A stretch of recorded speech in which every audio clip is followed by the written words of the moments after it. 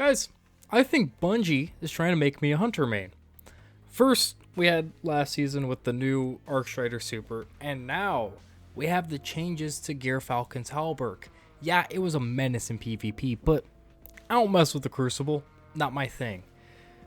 But what they've done this update, they made it go from busted in PvP to dummy mode in PvE. They changed that damage buff to volatile rounds every time you get out of invisibility, which with the Nightstalker Hunter is really good. You know why?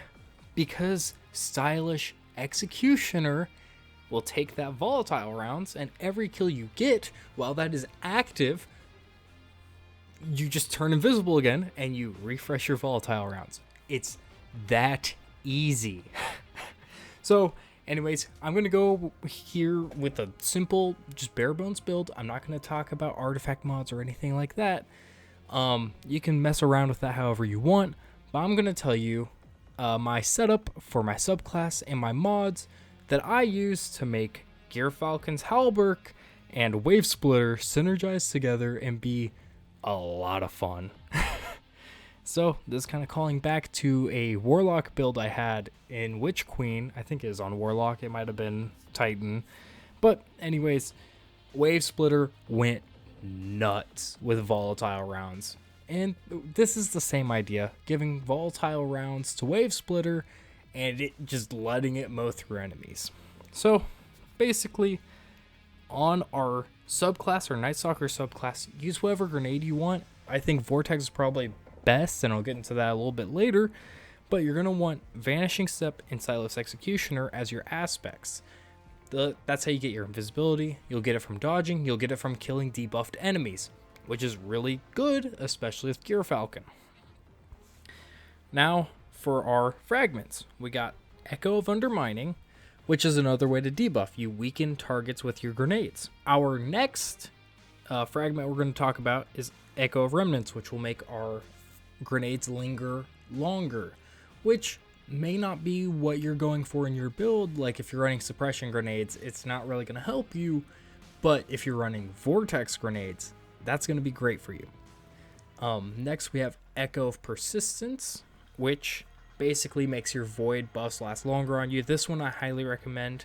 Echo of Remnants you could do with or without. I'll give you a couple other options that I think are pretty good for this build, but Echo of Persistence you pretty much need because that's gonna give you longer duration on your invisibility, so you can get out of sticky situations with invisibility or enter an encounter with invisibility and get those volatile rounds and just, you know, head in and clear out the room.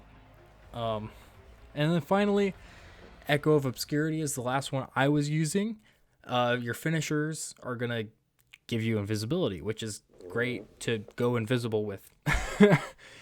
Maybe you don't necessarily want that exactly, so I'm gonna give you two other fragments you might want to consider and just change it up depending on what exactly you're running, grenade wise or your playstyle.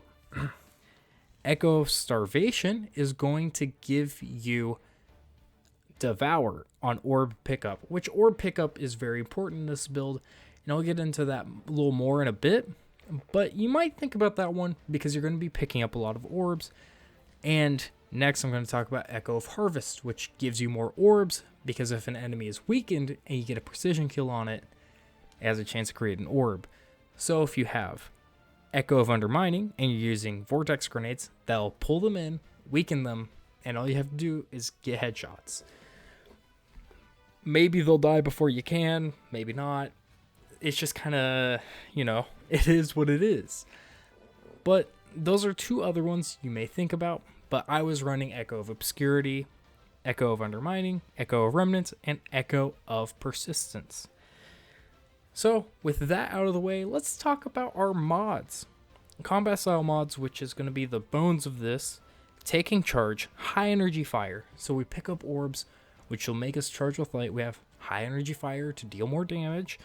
Protective light, so if we, you know, get in a sticky situation and we're not invisible, then we're not going to die at least. Hopefully, of course. Next, we have extra reserves so that we have more ammo in our wave splitter, which is basically going to be our primary, except for dealing with champions.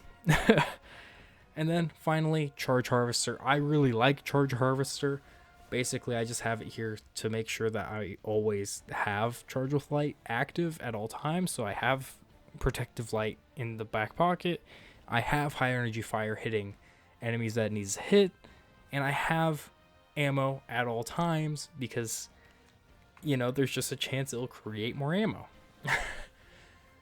And all these things are going to make Wave Splitter just a little bit better. Now, instead of Charge Harvester, you might want to use, I can't remember the name of it right now, but it's one of the Season of Arrival's Charge with Light mods, and then it lets you become Charge with Light on Trace Rifle kills, I believe. I think it's like Rapid Charge. Anyways, that might be something you think about. Other mods that you might want to use are things like Harmonic Siphon. That's going to be really important because Wave Splitter is void and you're running Nightstalker, which will create orbs. And if you don't know, Wave Splitter is better when you pick up orbs. That's why I've been talking about it so much. So creating orbs for yourself is going to empower you because it gets you to that tier 3 power on Wave Splitter to deal more damage with. And if you're running Starvation, then you get Devour every time you pick up an orb. And it also might be a good idea for you to grab a explosive light, grenade launcher, or rocket launcher because of the fact that you're going to be picking up orbs anyways. You can't let them sit on the floor and run over them if you're full super anyways. So you might slap on an explosive light modded rocket launcher, grenade launcher, especially since it got buffed also this season, in case you didn't know. Again, I'm not getting too much into artifact mods or anything like that. This is just kind of a bare bones build for you. And I hope you enjoyed this. Maybe I'll get more in depth with it in a future video. But I do have some ideas for Void Titan, Stasis Warlock. And I'm sure a lot of people have talked about Gyrfalcon's Hauberk already, even just this week. But I just thought I'd put this build out there. I really like Wave Splitter of volatile rounds, and this really enables it to go nuts with it.